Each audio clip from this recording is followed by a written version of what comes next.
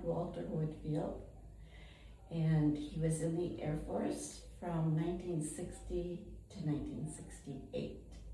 He was stationed in the Philippines for a while, and one of my favorite stories was how he had Filipino people working in the office. He was in accounting and finance, and they got to be really close friends, and he got invited to the christening of their first child, and that to him was just so special because they don't usually invite outsiders, and he felt like part of the family, and that was really special.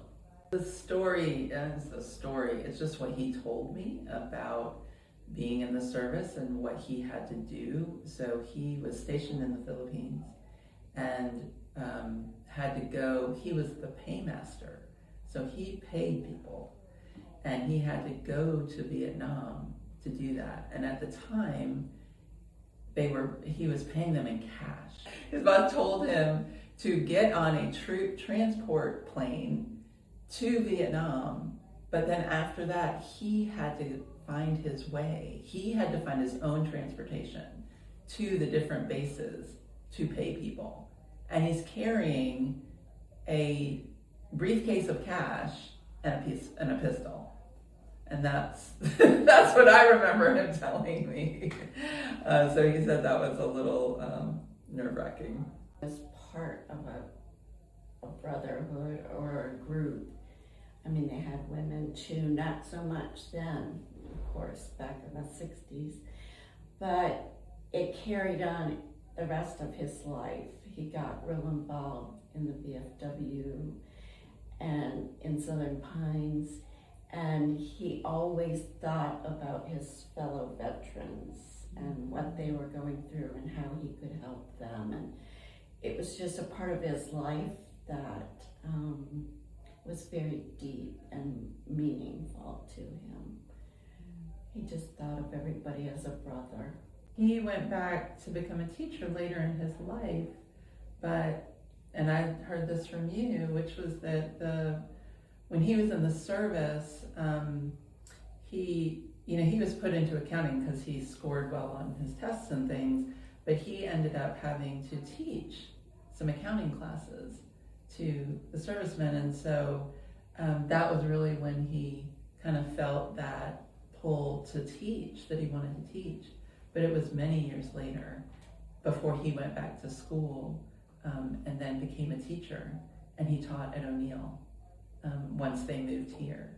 I think in terms of the military, just how much he cared for his fellow service people. Like I said, he belonged to the VFW. He was actually their quartermaster, which is like treasurer, for 18 years. And so it just was really important to him that they all were, taken care of and treated well and that kind of thing. So from a service standpoint, that would be important for people to remember. From a personal standpoint, just that he was a great father and husband, and he loved all children, all people.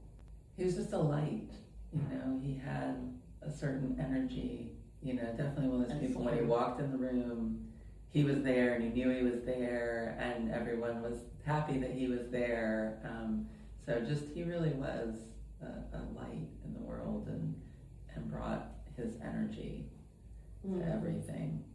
I just remember I was reading, he started what he called My Story. It was basically a book about himself. And in talking about his service, he originally went through Texas, and they were giving assignments out, and he heard that he was going to go to Greenland. And he did not want to go to Greenland because a friend of his had been there, and he said it was just cold, nothing was going on, and it's way far away. And it turned out that his wife at that time was pregnant. So he was able to, if your wife was pregnant, you could ask to not go to that country because it was so far away. So he got out of that assignment, which he was really happy about.